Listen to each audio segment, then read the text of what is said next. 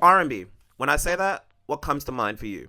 Genuinely, I'm curious. For some people, R&B looks like The Weeknd. For others, it looks like Neo, Boyz II Men, or Chris Brown.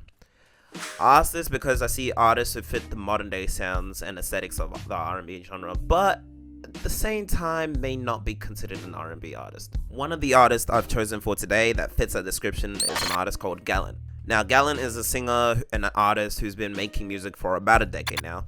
Well, according to Spotify, who has one EP of the name Zebra, released in 2014, and 3 albums. These 3 albums are Ologi, I hope I'm pronouncing that right, released in 2016, Sweet Insomnia, released in 2019, and Neptune, which was released in 2021. Gallant was a work in progress that showed promise with his Zebra EP. However, I feel like this EP was missing a certain touch, and that's when, boom, we got Ologi. Ologi definitely polished up and tidied up the loose ends on the Zebra EP while keeping Gallant's signature airy, introspective, and moody tone. Tracks that display how I feel on this album are Talking to Myself, Skipping Stones with Janae Aiko, and the biggest song on this album, even in his entire career, Weight in Gold. Seriously, go listen to that. That song is amazing. This song was how most fans and I heard of Gallant. Everything from the amazing instrumentation, the simple and hard-hitting lyrics, and his singing. Man, is his singing good, my brother. The falsettos he hits on this track still get me at the time of writing the script, as the first time I heard it back in high school, and I'm 22 now. I put him up there with Tevin Campbell as far as high notes go, and you can't fight me on that. During this time, you'd think that if your first album did well, you would put out multiple albums and mixtapes like most artists do in this day and age. This is the thing I love most about Gallant besides from his actual music. He takes his time creating each song and thinking through which ones would match together on an album and how great they would be. To prove my point, this man released multiple singles, you heard that right, multiple, on the way to making his next album.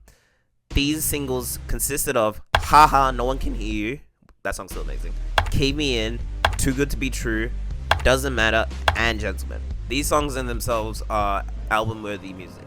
However, Gallant decided that they didn't fit with the album he was going for, so he decided to leave them as loosies. Most other artists would make 100 remixes of each song, run them into the ground, and even chuck in a deluxe full of uninspired music, none of which Gallant has ever done. Fast forward 3 years later into 2019, and Gallant drops his sophomore album, Sweet Insomnia. Not only did this man make music as good as his first album, but he even managed to make a better album and songs overall, with songs such as Hurt, which detail a relationship with everything to do in relation to that feeling. The title track, Sweet Insomnia, featuring Black, which is easily the smoothest song on the entire album and perfect for a night drive or a shower. And my favorite track on the entire album, Celine. My goodness, that song is amazing. First, listen to the album and then just listen to Celine. That song is amazing. It's beautiful. One thing you'll notice with me in future videos is that my favorite songs on albums are usually somewhere within the last 3 of the track list. I thought it was too early to say it back in 2019, but it's been 4 years, so I can easily say this is my favorite song and the best song Gallant has ever released to this day. Fight me. The instrumental, the way Gallant switches from singing casually to passionately, so smoothly and effortlessly, and the lyrics. It's just something about the way this man sings, just like that. I'm addicted to your presence and I don't know what I'm gonna do. Amazing. That always gets me since it's a sadly relatable lyric. Don't ask. For anyone who's ever felt like this song should hit harder than a truck in an isekai anime.